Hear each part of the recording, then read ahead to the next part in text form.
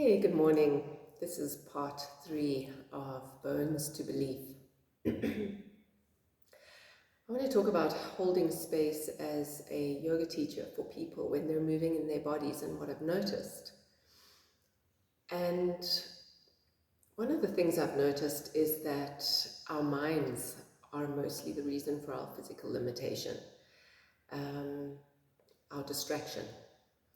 So when people are asked to move in a very specific kind of way, and their minds are not really present to the movement, number one, and number two, perhaps they have a lot of doubt or fear or worry about the movement. These two factors, lack of presence, confusion, let's call it that, distraction, confusion, affect how the body is going to move. And so then the body doesn't move that well. My body, our bodies don't move that well, and because we're a blaming culture, we blame our body. My body doesn't do that. No, I can't do back bends. It's not safe. And not for a moment do we stop and take accountability, responsibility for our bhava, our attitude, our beliefs and thoughts in the moment of trying to move the body in a certain way. And so what I've noticed with people, when I've held the energy of belief for them, their bodies do amazing things that afterwards they go home and try and come back to me and say, I couldn't do it at home, but I could do it in class. Why? What happened?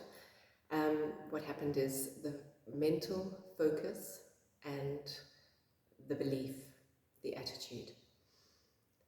And so when we want to move in a certain way, and this is where kids are totally fearless until they get a little older and more intertwined mental rubbish starts to stack up in their bodies, then they start to experience what we as adults experience. But when we are clear in our minds, empty of doubt, fear, worry, confusion, lack of trust, competing,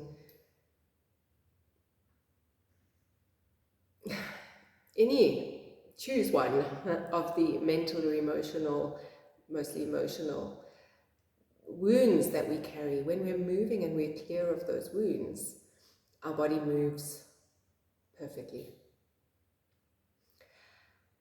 When we have the belief that we can, our body moves perfectly. And so this is a process of developing and creating belief. So the first time we attempt something that is out of our range of motion and we don't yet have the belief, we're going to hit a boundary. And so what we say to ourselves in that moment of hitting that boundary is vital. Most of us say no and reverse. And then instead of taking responsibility or accountability for the attitude or the thought process in that moment, we blame the body and the case is closed. If we can instead approach that boundary and say to ourselves, what emotional limitation, what emotional baggage am I experiencing through my body as this gift right now to know, to see, and to understand? And what do I need to do right now to move through it? Or can I just shift the belief? So sometimes, and this is the extension of what was said on part 2 in my videos, sometimes we need to go into a softening and an opening and a process of unwinding and unraveling the locked, stuck belief system. Sometimes we can just shift the belief. So there's also the question, when we just shift a belief, are we oppressing, suppressing emotional stuff that needs to be processed out in order to keep moving in a way that creates a dissociative movement where we're not in our bodies anymore? We've decided to just blindside the body and push forward, mostly a type A personality kind of response. And these are the very fine, tricky lines that getting to know yourself will reveal. So once you start to know yourself, you can start to realize, if I just push through in the belief, not push through, if I just keep going with the belief, with the shifted attitude that yes, I can, and I believe myself totally that yes, I can. There's not a wavering of doubt. And it feels a certain way. then I know that I'm in integrity to my movements and I'm feeling empowered. Mind, body, emotions, and breath are all working together. Then there is magic. If you start to move through and you've told yourself you can, and you're in a way bullying yourself to do it anyway, and there's a lot of force and a lot of muscular tension and a lot of determination, then you're probably dissociating from the signals of the body that's asking for sensitivity. And there's a numbing that starts to happen. And so the fine line between I'm in integrity with my whole self, or I've numbed myself in order to get the end result, is where your honesty, your satya, your truthfulness comes in. And how honest can you be with yourself? So when we want to just achieve a pose and we want to get somewhere with ourselves, we are quite willing to lie to ourselves to get the end result. When we're wanting to not achieve a pose but achieve body consciousness, then we're less inclined to lie to ourselves. And so the process begins by first deciding, I'm going to stop lying to myself. Then facing the challenges as they come up. I've hit this edge. Instead of reacting, withdrawing, or bullying myself past this edge, I'm going to see what this edge is about. Then cultivating the mindset and the emotional openness to figure out how you can move through that edge, supporting yourself as much as you need to. So often to create belief, you need to first support yourself to show yourself that you can. So you use a prop or a strap or a blanket, or you have a friend help or a teacher help you. And this starts to develop the belief. And how quick you are in that process of needing support to being able to hold your own belief is up to you, and it'll change depending on the triggers and depending on the part of the body and how sticky the stuff is in that part of the body. And so this is how embodiment can be a healing process. But you have to be brave.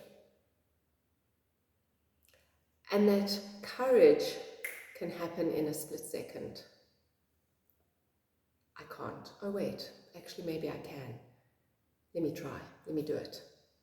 And you hold this focus, and you hold clarity, and you hold the belief, the bhava. And it happens instantaneously. And then the more sticky stuff might take a little longer, a couple of weeks, a couple of months, years.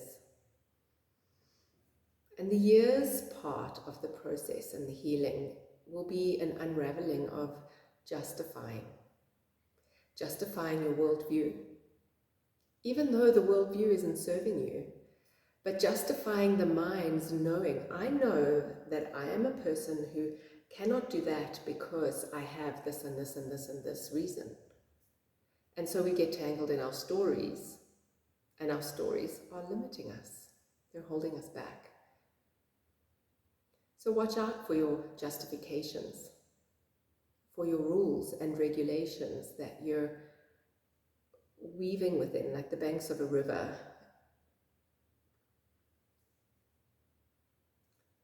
And see just how much freedom and liberation you can find through daring to break the patterns of your thinking.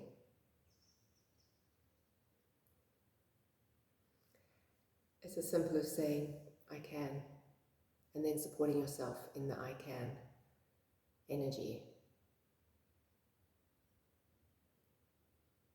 And where you don't believe fully that you can, then don't. Because you will hurt yourself. And like I said in a previous video, you will create this justification. Well, you see, I couldn't, I hurt myself. You blame the teacher, you blame your body, you blame the experience, the yoga, cycling, dancing, and you never do it again. You blame your shoulder and you decide that your shoulder is going to be a problem for the rest of your life.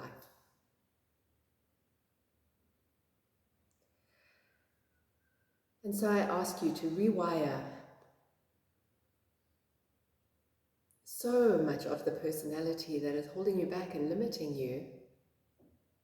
And we get to do that by being in our bodies fully and noticing where we stop ourselves physically, because it is such a tangible stopping.